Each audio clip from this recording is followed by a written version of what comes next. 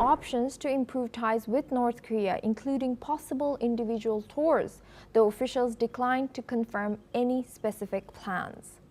The Unification Ministry stressed that North Korea must first open its tourist areas to the outside world. Here's what South Korean Unification Ministry spokesperson Koo Byung-sang had to say. 정부는 한반도 긴장 완화와 남북 관계 개선을 목표로 대북 정책을 추진하고 있으며 이 과정에서 다양한 방안을 검토하고 있습니다. The comments come after a report suggested South Korea may allow travel to North Korea's new beach resort in Wonsan. President Lee Jae-myung has pledged to ease tensions, already halting anti-North broadcasts and leaflet campaigns along the border. South Korea's tours to Mount Kumgang remain suspended since 2008 after a South Korean tourist was fatally shot by a North Korean guard. Now we're joined by Dr. Sanjay Kumar. He's a journalist in Korea Herald, joining us live from Seoul. Thank you for joining us today.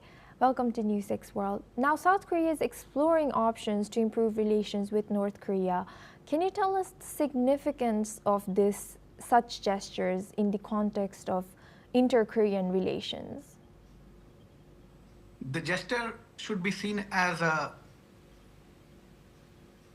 an effort to activate the communication channel, which in recent years had been not in good shape, like almost suspended.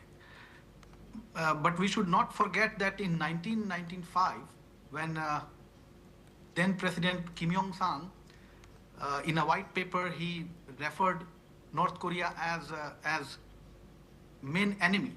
So this has been in discussion over the last few weeks also here in the political as well as the social circles in Korea, in South Korea, that shall we forget that North Korea is the main enemy to us? Main enemy in Korean, we call it like Chu Jok. So Chu is main and Jok is enemy. So there has been some debate in the elite circles and the political circles here about that.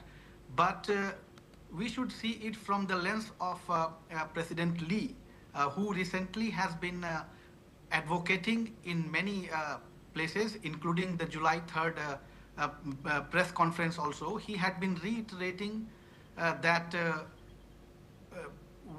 the suspension of talks and this kind of dialogue was kind of idiotic when President Yoon was in power.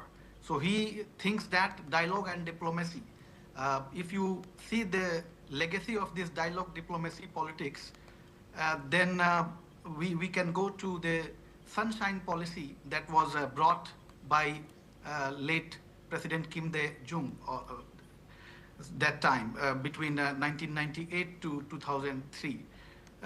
But if you see the entire political legacies that the Democratic Party had, after that, like after Kim Dae-jung, the tone has been softer when Roh Moo-hyun also was in power.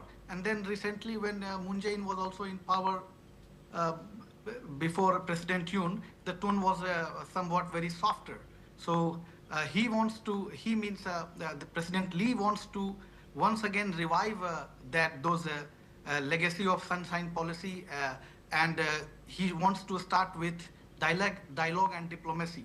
He is not going with the economic sanctions and those aspects now, because US has to be consulted on those fronts. So that is why President Lee is trying, and his government is trying to come up with a softer tone and sending a signal to both the sides, I mean the inter-Korean sides, that look, we are open to dialogue, we are open to activate people-to-people ties, and it can be started through tourism, as North Korea also looks very interested in reviving tourism through Wonsan initiative.